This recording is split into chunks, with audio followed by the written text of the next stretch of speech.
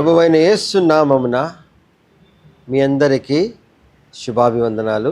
మనము క్రిస్మస్ కాలంలో వాక్యము ధ్యానించుకునే సందర్భంలో ఆయా సంఘటనలను ఒకసారి స్మరించుకుంటూ ఆ యొక్క ఘటనలో మనకి ఏ రీతిగా బోధించబడుతుంది, మనము విశ్వాసం ఏ రీతిగా ఉండాలనే కొన్ని విషయాలు మనం ధ్యానించుకుందాము. లూకా సువార్త 1వ అధ్యాయము 17వ వచనం నుంచి.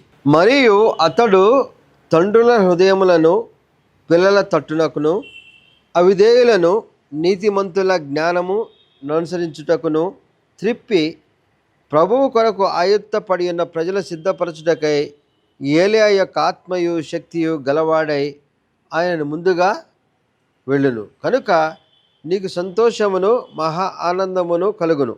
అతడు పుట్టినందున అనేకులు సంతోషించెదరు. ఈ ప్రవచనము ఎవరికి చెప్పబడింది?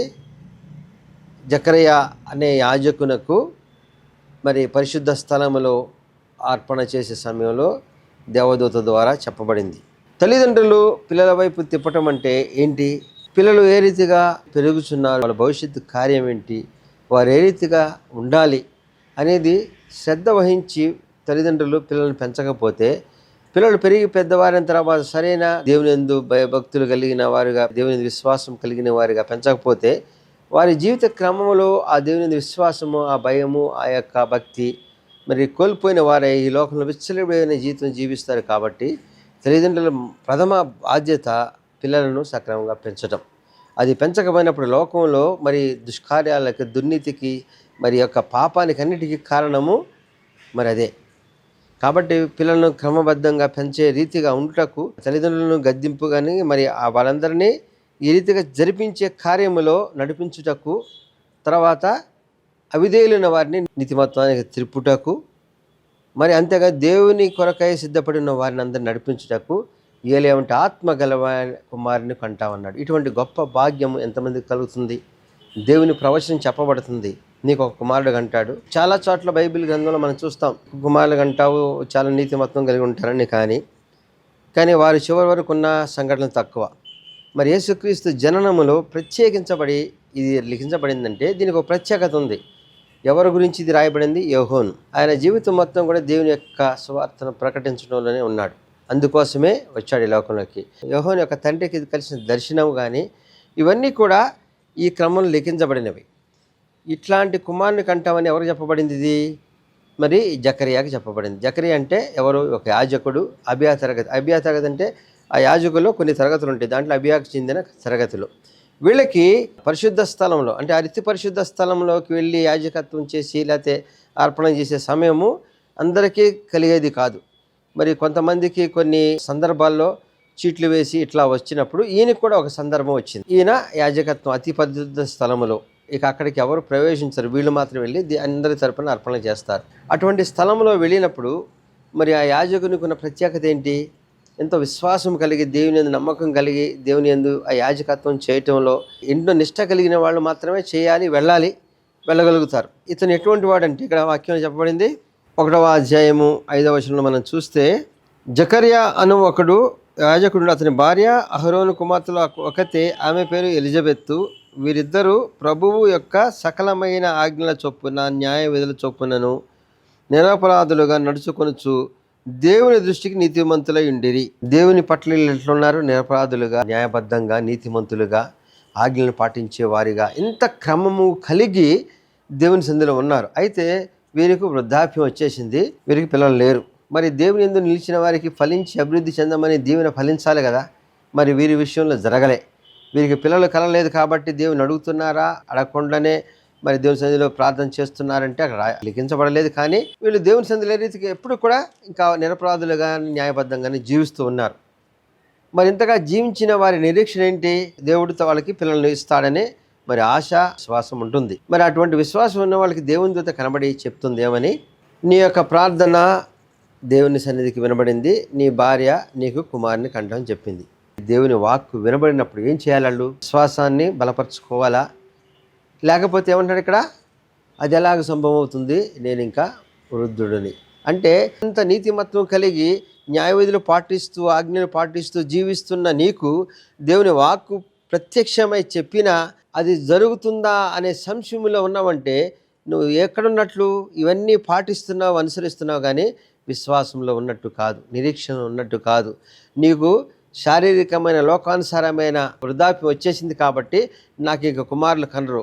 మరి ఇంతకాలం నేను చేసిన సేవ వ్యర్థమే, లేకపోతే చేసిన దాని ఫలితం లేదు, అయినా నీతిమతంతో జీవిస్తుంటే వాళ్ళ పట్ల ఇక్కడ చెప్పబడిన వాక్యం, దేవుని వాక్కు ప్రత్యక్షమై చెప్పినప్పుడు విశ్వసించినంత పరిస్థితులు ఉండే క్రమము చాలా మందిలో జరుగుతుంది. అంటే దేవుని సన్నిధిలో ప్రార్థన చేస్తూ, దేవుని సన్నిధిలో ఉంటూ, దేవుని అడుగుతూ, తమ యొక్క కార్యాలు జరగట్లని యోచిస్తూ నిరీక్షణ కలిగితూ ఉంటారు, కానీ దేవుని యొక్క సూచనలు వచ్చినప్పుడు ఇది మాకు జరుగుతుందని విశ్వాసాన్ని కలిగి ఉండరు.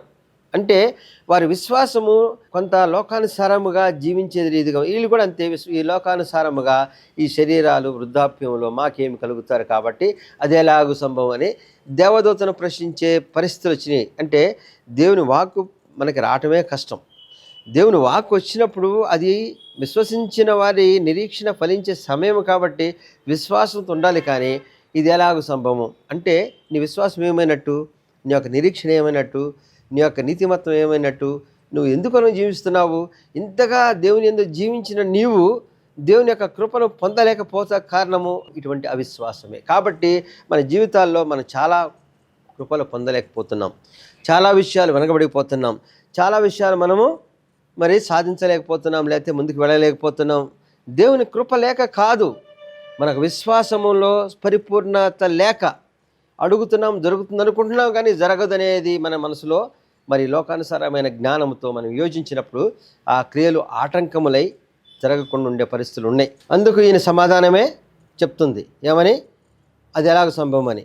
అప్పుడు దేవదూత ఏం చెప్తుంది, అది ఏ సమయంలో ఏం జరుగుతుందో దేవుని ప్రణాళిక చొప్పున జరుగుతుంది కాబట్టి దేవుని వాక్కును విశ్వసించిన నీకు జరిగే వరకు కూడా మాట రాకుండా పోతుంది. ఏ విషయంలో నోటితో నువ్వు అవిధేయత చూపించావో, అది ఎలాగ సంభవం అని దేవుని ప్రశ్నించావో, నీ ప్రశ్నకు సమాధానము ఆ జరిగే వరకు నువ్వు చూసిన తర్వాత నువ్వు అప్పుడు నీకు కానీ మాట వస్తుందని చెప్పే అంత ఆ పరిస్థితి వచ్చిందంటే మనుషుల విశ్వాసం ఏ రీతిగా ఉంది. మనం నిరీక్షిస్తున్నాం, విశ్వసిస్తున్నాం, దేవుని నమ్ముతున్నాం, దేవుని యందు నిలిచి ఉన్నాం అనుకుంటున్నాం, కానీ మన యొక్క విశ్వాసము, నిరీక్షణ దేవుని కార్యాలు జరిగేటప్పుడు తత్వంలో ఉన్నామేమో. కాబట్టి నువ్వు ఎంతగానో దేవుని నిలిచినావు, ఎంతగానో విశ్వసించినావు, నీ కార్యాలు దేవుడు చేయడానికి ఎప్పుడుగానో తన ప్రణాళిక సిద్ధపరిచాడు, కానీ నీకు ఇచ్చిన సూచనలను గమనించక, నీకు ఇచ్చిన సూచన ప్రకారం విశ్వసించక, వాటిని నువ్వు దేవుని యందు ప్రశ్నించేవాడిగా లోకానుసారమైన జీవితంతో జీవిస్తూ ఉన్నప్పుడు నీ కార్యాలు నీకు జరగకుండా ఉండే సందర్భాలు, పరిస్థితులు ఉన్నాయి. కాబట్టి దేవుని వాక్యం ఇక్కడ చెప్పబడుతుంది, నీకు నమ్మిన విశ్వాసం, నీ నమ్మిన దేవుడు నీకు ఎప్పుడు కూడా మరి విడనాడేవాడు కాదు. కోరికను సఫలీకృతం చేసేవాడు, నిన్ను నడిపించేవాడు, దానికి సరైన ప్రణాళికతో ఉంటాడు. కానీ అప్పటి వరకు నీ విశ్వాసాన్ని బలపరచుకో. దేవుని ప్రత్యక్షత కలిగిన సంఘటనలు చాలా తక్కువ. క్రిస్మస్ కాలం సందర్భంలో దేవుని ప్రత్యక్షతతోనే 4 సంఘటనల గురించి మనం ఇప్పుడు ధ్యానించుకుంటాం. మొదటిగా దీనికి దేవుని వాక్కు ప్రత్యక్షమై చెప్పినా అది ఎలా జరుగుతుంది అనుకునే అంత అవిశ్వాసంలో ఉన్నాడా? మరి అంతకుముందు చూస్తే చాలా జ్ఞానవంతుడు, నీతిమంతుడు, మరి దేవుని నిలిచిన వాడే, యాజకత్వం నుండి ఎంతగానో చేస్తున్న వాడే, ఆయనను దేవుని దూత కనబడినప్పుడు మరి ఆ సంశయం ఎప్పుడైతే వచ్చిందో అది జరిగే వరకు లేదని మాట చెప్పబడింది. దేవుడు తన యొక్క రాకకు ముందుగానే ప్రణాళిక సిద్ధంగా చేసి యోహాన్ని ఏలియా ఉంటే ఆత్మ కలిగిన వాడిని పంపించాడు. అంటే ఆయన వస్తున్నాడని చెప్పడానికి మరి ముందుగా చెప్పబడుతుంది. మరి అటువంటి వాని గురించి దేవుడే ప్రత్యక్ష పరిచి చెప్పిన నమ్మని అవిశ్వాసంలో ఉన్నారు. కాబట్టి దేవుని రాక గురించి మనం విన్నప్పుడు చాలామంది జరిగిందా, నిజంగానే 20వ తారీఖు క్రిస్మసా, ఆయన అక్కడే పుట్టాడా, అనేక సంశయాలు వీడి దేవుని యందు విశ్వాసం నీకే ఉండాలి. ఆయన నిజమైన దేవుడు, మనల్ని కాపాడే దేవుడు. అనుదినము మనము కాపాడబడుచున్నాం, రక్షింపబడుచున్నాం, మన కార్యాలు ఈ రీతిగా వెళుతున్నవి, అనేకమైనవి మన జీవితంలో జరుగుతున్న మేళ్లను మనము తలచి మనం నమ్మిన దేవుడు మనం నడిపిస్తున్న విశ్వాసంలో మనం ఉంటే మన కార్యాలు ఎందుకు వెనకబడతాయి? అయితే మనం అనుకున్న సమయంలో మనకు రీతిగా జరగకపోవచ్చు, కానీ దేవుని ప్రణాళిక మనకన్నా గొప్పదని ఎంచి విశ్వాసంతో ఉన్నప్పుడు ఆ కార్యాలన్నీ మన జీవితంలో జరిగి నెరవేర్పు మనం చూడగలుగుతాం. ఆ దేవదూత ఆ రీతిగా చెప్పి వెళ్ళిపోయిన తర్వాత ఏం జరిగింది? మాట పడిపోయింది, సంజ్ఞలు చేస్తున్నాడు, అందరికీ ఏదో దేవుని దర్శనం కలిగింది అర్థమైంది. ఆయన బయట తీసుకొచ్చారు, ఆయన భార్య దగ్గరికి తీసుకొచ్చారు. అంత విశ్వాసం కలిగిన ఈయనకి, అబ్రహాము శారాలకి అంత వార్ధక్యంలో దేవుడు గర్భఫలాన్ని ఇచ్చినప్పుడు తనకిస్తాడని ఎందుకు విశ్వాసాన్ని కోల్పోయాడు? ఎందుకని విశ్వసించరు అంటే మన విశ్వాసము పరిపూర్ణత చెందనప్పుడు అట్లా ఉంటాం. అది పూర్తిగా దేవుని పైన ఆధారపడి ఉండం. మనం అనుకున్నది జరగలేదనుకుంటే అనేక కారణాలు ఉంటాయి, కానీ దేవుడు మన పట్ల తన కృపను చూపించట్లేదేమో, లేకపోతే లోకంలో ఉన్న వారే మనకన్నా బలవంతులేమో, ఈ సంఘటనలే మనల్ని బలహీనపరిచేవి అనుకుంటున్నాం, కానీ వీటన్నిటికన్నా బలవంతుడు సమస్తానికి అధిపతి అయిన దేవుడు ఉన్నాడు. కాబట్టి ఆయన యందు మన విశ్వాసం బలపరుచుకుంటే మన కార్యాలు మనం ఆలోచించిన వాటికన్నా అధికముగా ఫలించే రీతిగా దేవుడు నడిపిస్తాడు. దేవుని యొక్క ప్రత్యక్షతతో పుట్టబోయే కుమారుని గురించి చెప్తున్నాడు. ఒక గొప్ప కుమారుని కంటామని దేవుని వాగ్దానం చెప్పబడింది. అంత దీవెన పొంది కూడా మరి అవిశ్వాసులు ఉన్న వారికి కొంత సమయం పట్టింది. ఆ రీతిగా అతని నోరు పడిపోయిన ఎలిజబెత్ గర్భం దాల్చినప్పుడు దేవుడు ఇప్పటికైనా నేను కటాక్షించడే విశ్వాసం ఉంది. కాబట్టి దేవుని యొక్క క్రియ జరగటానికి ఇద్దరిలో ఒకరికి అల్ప విశ్వాసం ఉన్నను, మరి ఇంకొకరికి ఉన్న విశ్వాసాన్ని బట్టో ఆమె వెంటనే దేవుని యొక్క మరి ప్రణాళికను సిద్ధపరచుకుని దేవుడు ఇప్పుడు కూడా నన్ను కరుణించాడు అనుకుంది. అయితే ఎవరికి కనపరచకుండా 5 నెలలు ఆమె ఆ యొక్క గర్భం గురించి చెప్పలేదు. ఎందుకని? మరి లోకాలను వెళ్తే ఇప్పుడేంటి గర్భం వచ్చిందనో ఇంకో రకమైన మాటలు అనేక మంది విమర్శించే సమయంలో వాటన్నిటిని వదిలి దేవుని నమ్మి విశ్వసించి ఆ రీతిగా ఉన్నప్పుడు 6 నెలల సమయంలో దేవుని దూత కన్య మరియకు ప్రత్యక్షమై ఏం చెప్తున్నాడు? దయాప్రాప్తురాలా నీకు శుభము కలుగునుగాక అని చెప్పాడు. కన్య మరియకు దయాప్రాప్తురాలా నీకు శుభము కలుగునుగాక అంటే ఆమె ఏం చెప్పాలి? ఇప్పుడు దేవుని ప్రత్యక్షత కలపడుతున్నప్పుడు ఎవరెవరు ఏ రీతిగా స్పందిస్తున్నారో చూస్తే దేవుని ప్రత్యక్షత సూచనలు మనకు వచ్చినప్పుడు మనం ఏ రీతిగా స్పందించాలి, అప్పుడు దేవుని కృపను మనం పొందిన వారం ఉంటామో తెలియజేయడానికి ఈ వాక్యాలు చెప్పబడుతున్నాయి. మరి ఇక్కడ కన్య మరియకు కూడా దేవుని వాక్కు దయాప్రాప్తురాలా నీకు శుభమవును అంటే ఏదో శుభకార్యం జరుగుతుందని ఆమె ఎంతో ఆందోళనతో ఉన్నప్పుడు ఏం చెప్తున్నాడు? నీవు కుమారుడు కాదు, ఆయన సర్వోన్నతుని కుమారుడు అనబడతాడు, ఆయన దావీదు సింహాసనం, ఆయన తరతరాలుగా మరి అలే గొప్ప వ్యక్తిగా నీకు పుట్టబోతున్నాడు అంటే ఈ లోకాన్ని వెలించే రక్షకుడు వస్తున్నాడని ఆమెకు చెప్పబడుతుంది. మరి ఆమెకి అప్పటి వరకు ఏమి కన్యక ప్రదానం చేయబడింది, ఇంకా వివాహం కాలే. ఇటువంటి సందర్భంలో శుభవచనం అంటే ఏదో అనుకుంది, కానీ చెప్పబడింది ఏంటి? నువ్వు కుమారుని కంటావు అంటే ఆమె ఏమనుకోవాలి? పురుషుని ఎరగని దాన్ని కదా, ఇది ఎలాగ నాకు సంభవిస్తుందని చెప్పేసింది. అక్కడ కూడా మనం ముందుగా విన్నప్పుడు ఆయన ఏం చెప్పాడు? నేను వృద్ధాప్యంలో ఉన్నాను, నాకు ఎలాగ సంభవించను. ఏమి కూడా పురుషుని ఎరగని దాని కాబట్టి ఎలాగ సంభవించను. ఆయన వృద్ధాప్యంలో ఉన్నాడు కాబట్టి పిల్లలు కనరు అనేది లోకంలో సహజమైన క్రియ కాబట్టి అనవచ్చు. ఇక్కడ కూడా కన్యక గర్భము దాల్చడం అనేది జరగదు. ఒకవేళ వృద్ధాప్యంలో పిల్లలు కనొచ్చేమో, కానీ కన్యక గర్భము ధరించడం అనేది జరిగే క్రమమే కాదు. మరి ఆ ప్రశ్న ఇచ్చినప్పుడు ఏం చెప్పబడింది? అక్కడ దేవదూత ఏం చెప్తుంది? పరిశుద్ధాత్మ నిన్ను కంపుకుంటాడు, మరి పరిశుద్ధాత్మ కుమారుని కంటావు, ఆయన లోకాన్ని మరి రక్షించే మరి రక్షకుడు. నీకు ఆనవాళ్ళు ఏంటంటే నీ బంధువులను ఎలిజబెత్ మరి గర్భం ధరించి 6 నెలల వృద్ధాప్యంలో ఉందనుకున్నావు కదా, మరి వృద్ధాప్యంలో ఎలిజబెత్ కూడా గర్భం ధరించి 6 నెలలు ఉంది. మరి దేవుని మాట నిరర్ధకము కాదు. ఎందుకు ఎలిజబెత్ గురించి చెప్పవలసి వచ్చింది? మరి ఆ సంశయం ఏమైనా ఉంటే, మరి ఎలిజబెత్కి కుమారులు కనరాము బంధువులు కాబట్టి ఎలిజబెత్కి కూడా 6 నెలలు వచ్చిందని చెప్పి అప్పటి వరకు ఆమె ఆ విషయాన్ని బయలుపరచలే. మరి దేవదూత చెప్పినప్పుడు ఏమనిపించాలి? ఎందుకు వచ్చింది ఎలిజబెత్ యెహోవా గురించి సందర్భం అంటే, ఇక్కడ మరియకు చెప్పేటప్పుడు నీకు సర్వోన్నతుని కుమారుని కంటావు, పరిశుద్ధాత్మ కమ్ముకుంటావు అంటే నమ్మొచ్చా? భార్యాభర్తల వల్ల కలుగుతారంటే కాదు, పరిశుద్ధాత్మ కలుగుతుంది, మరి ఆత్మ వల్ల నువ్వు కలుగుతావంటే ఏ కన్యక నమ్ముతుంది? దేవుని యందు ఎంతో విశ్వాసం ఉంచిన వారు ఏ క్రియైనా దేవుడు చేయగలడు, సమస్తం ఆయన అధీనంలో ఉందనుకున్న వారు మాత్రమే. ఏ రీతిగా జరుగుతుందని చెప్పినప్పుడు దేవుని దూత చెప్పినప్పుడు ఆమె విశ్వసించి ఏమన్నప్పుడు నీ మాట చొప్పున జరుగును గాక. ఎందుకంటే ఆమెకి ఒక ఆనవాళ్ళు కూడా చెప్పబడింది. నీ యొక్క బంధువురాలైన ఎలిజబెత్కి గర్భం ధరించింది, 6 నెలలు ఉందని. వెంటనే ఆమె దగ్గరికి వెళ్ళింది. దేవుని వాక్కు విశ్వసించినప్పుడు జరిగే క్రమము ఎవరు ఆపలేరు. సృష్టి క్రమంలో మరి స్త్రీ పురుషుల కలయికలో జన్మించాలి. మరి ఈరోజు మనం చూస్తున్న శాస్త్ర పరిజ్ఞానం బట్టి కూడా చెప్పబడుతుంది. అటువంటిది ఏమి లేకుండా పరిశుద్ధాత్మ నిన్ను కమ్మును కంటావంటే ఎవరు విశ్వసించగలుగుతారు? ఎవరైతే దేవుని యందు నమ్మకము, విశ్వాసము, ఈ లోకానికి ఆయనే నిజమైన రక్షకుడు, లేకపోతే ఆయనే మరి ఈ లోకాన్ని సృష్టించిన వాడు, ఆయనే సత్యము జీవం అనుకుని విశ్వసించిన వాళ్ళు మాత్రమే. ఆ రీతికి విశ్వాసం ఉంది కాబట్టి పరిశుద్ధమైన గర్భం, పరిశుద్ధమైన జననం ఇవన్నీ జరగటానికి అంత నీతిమత్వం కలిగిన వ్యక్తిని దేవుడు ఎంచుకున్నాడు. కాబట్టి దేవుడు ఎంచుకున్నప్పుడు మనలో ఉన్న నీతిమత్వం ఎంత ఉందో దాన్ని బట్టి మనం చేయవలసిన క్రియలు తను చేయించడానికి సిద్ధంగా ఉండి మనకి తన ప్రవచనం ద్వారా కూడా చెప్పి నడిపించే గొప్ప క్రమము చూస్తాం. దేవునికి సన్నిధిలో మనపెడుతూ దేవుని ప్రవచనం గురించో దేవుని యొక్క సూచన ఎదురు చూస్తున్నాం మనము.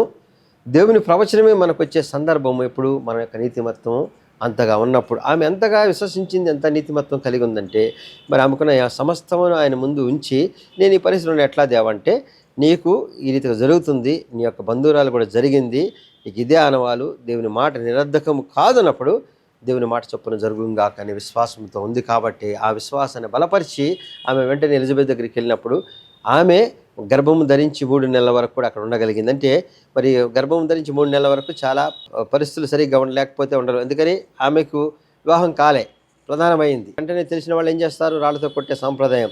ఆ 3 నెలలు గర్భము క్రమం లేకపోతే మరి ఆ గర్భవిచ్చితే పరిస్థితులు చాలా ఉంటాయి. 3 నెలలు చాలా క్లిష్టమైన సమయం, అందరికీ తెలుసు.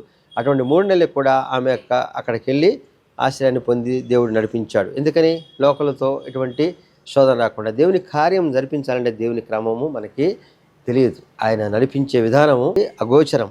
కాబట్టి మనం విశ్వాసం నుంచి చేయాలి. ఆమెను అక్కడికి వెళ్ళి 3 నెలలు ఉంది. తర్వాత ఇంత క్రమములో దేవుని యొక్క వాక్కును విని విశ్వసించి నీ మాట చొప్పున జరుగునుగా కానీ తల వంచి దేవుని కార్యానికి సిద్ధపడిన ఆమె అనేక సమస్యలు, అనేకమైన ఇబ్బందులు వస్తాయి అనుకున్నాను. దేవుని యందు విశ్వసించిన వారికి అవన్నీ కూడా స్వల్పమే, లేదా అవన్నీ అల్పమే, లేదా వాటన్నిటికీ మించి దేవుని కృపను పొందిన చాలు, దేవుని కృప చొప్పున నడిపిస్తే చాలు అనుకున్న విశ్వాసం ఉన్నప్పుడు దేవుని కార్యం చేయడానికి సిద్ధమైన ఆమె ఎటువంటి సమస్యలు ఎదుర్కోవాల్సి వస్తుందని యోచించినప్పుడు చాలా క్లిష్టంగా ఉంటాయి. ఆ రోజుల్లో మరి కన్యక గర్భవతి ధరిస్తే రాళ్ళతో కొట్టి చంపేవాడు. సమాజంలో మరి 6 నెలలు 9 నెలలు మోయగలిగిన పరిస్థితి లేదు. అయితే దేవుడు ఎట్లా నడిపిస్తాడో ఆమె యోచించలే, దేవుని విశ్వాసం ఇచ్చింది. కాబట్టి ఆ విశ్వాసం మనకు ఉండాలి, ఆ విశ్వాసంలో మనం నడవాలి. దేవుని యందు మనం క్రియలు చేయాలని మనం తలంచినప్పుడు దేవుడు మరి తన ప్రత్యక్ష ద్వారా చెప్పినప్పుడు ఇంకా విశ్వాసంతో ఉండాలి. తనే ప్రత్యక్ష ద్వారా నిన్ను ఎంచుకొని కొన్ని కార్యాలు చేసే రీతిగా నడిపించినప్పుడు నువ్వు చేయడానికి సిద్ధపాటులో ఉండాలి. అటువంటి గొప్ప క్రియలు నీ యందు చేయడానికి దేవుడు సిద్ధంగా ఉన్నాడు. నీవు విశ్వాసంలో బలపడు, నీవు విశ్వాసంలో నడిపించు. నీవు నమ్మిన దేవుడు నిన్ను అనేక గొప్ప కార్యాలు చేయడానికి, అనేక గొప్ప విషయాలు నడిపించడానికి నీ పట్ల తన కార్యాన్ని ఏర్పరచుకున్నప్పుడు వాక్యం విని, వాక్యం అనుసరించి, వాక్యం ద్వారా జీవిస్తున్న మనం ఎందుకు ఆయన పట్ల విశ్వాసంతో ఉండము?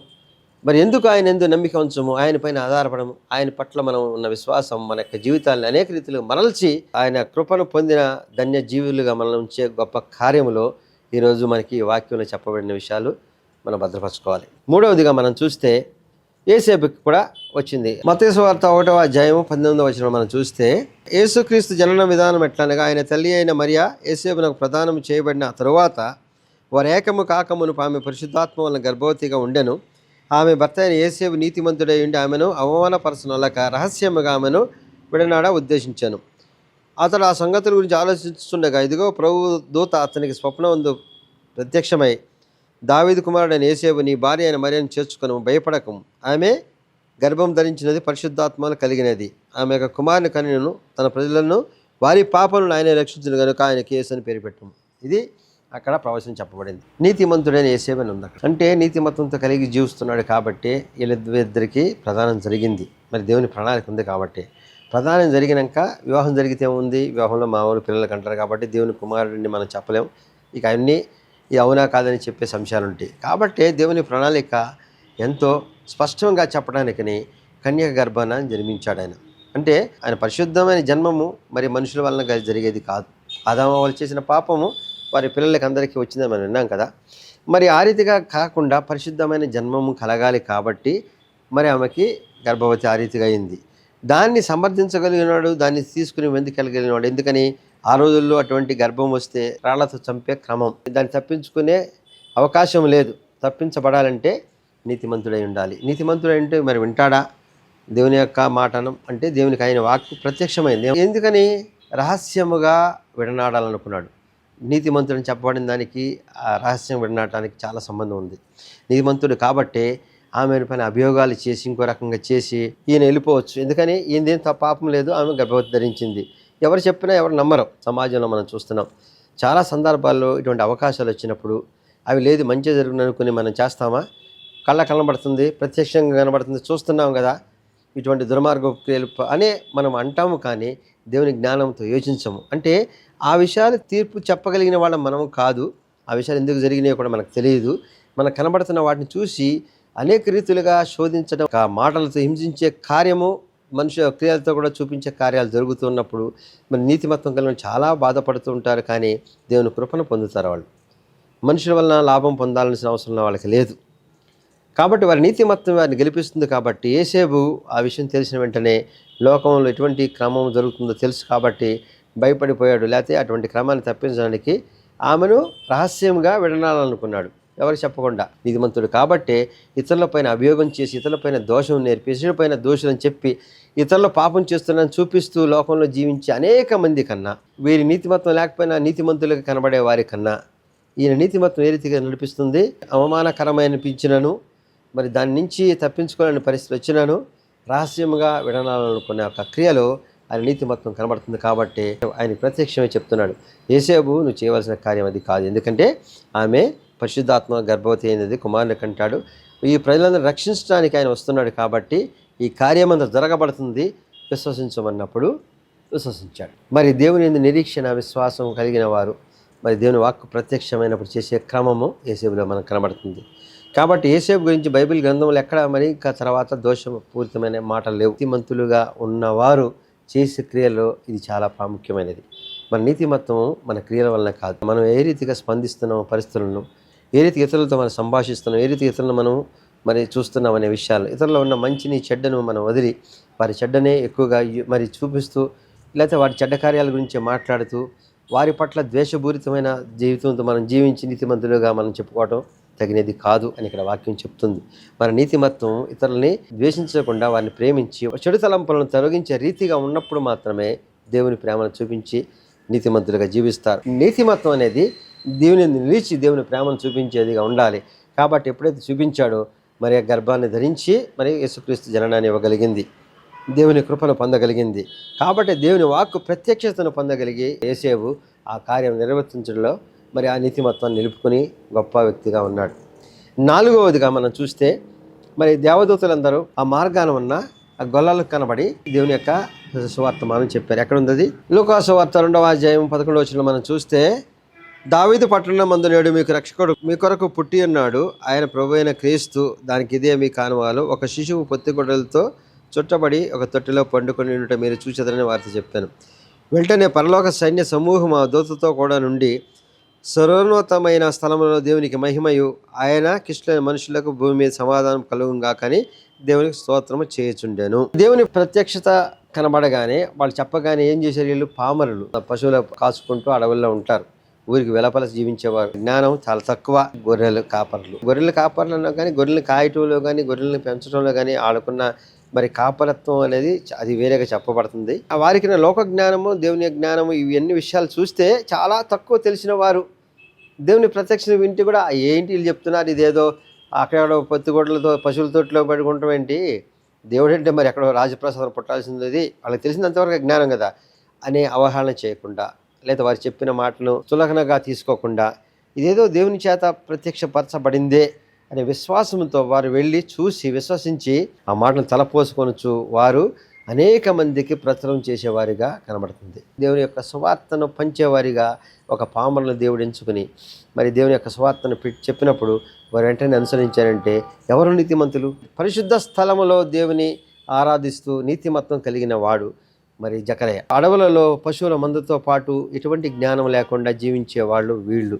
ఇద్దరికి కూడా దేవుని వాక్యము చెప్పబడినప్పుడు ఇది ఎలాగ సంభవం అని ప్రశ్నించే ఒక అవివేకంతో, అల్ప విశ్వాసంతో, మరి విశ్వాసము పరిపూర్ణత లేని స్థితిలో మనుషులు విశ్వాసంలో నన్ను జీవిస్తున్న వారికి అది మరి ఒక సూచన. ఆ రీతిగా కాదు. మరి విశ్వాసం లేదు, ఏమీ లేదు, కానీ దేవుని మాట విన్న వెంటనే మరి అది నిజం అనుకుని నమ్మి వెళ్ళి చూసి బలపరచుకొని మరి దాన్ని వాళ్ళ మనసులో భద్రపరచుకొని అనేక మంది చూపించే గొప్ప కార్యం చేయమనే దేవుడి లోకానికి వచ్చాడు. కాబట్టి మనకి దేవుని యొక్క సూచనలు తెలిసినప్పుడు మన జీవితంలో పాటిస్తే మరి ఆ పాటించినప్పుడు దేవుని యొక్క క్రియలు మనలో చూపిస్తున్నప్పుడు అనేక మంది దేవుని వైపు మరల్చగలిగిన మరి దేవుని యందు నిలిచేవాడుగా మన యొక్క క్రియలు ఉంటాయి. మనకున్న విశ్వాసము, మనకున్న జ్ఞానం ఇవన్నీ కాదు, దేవుని క్రియలు విశ్వసించి మనం నడిచినప్పుడు అవన్నీ కూడా మనలో ఉన్నట్టు లెక్కే.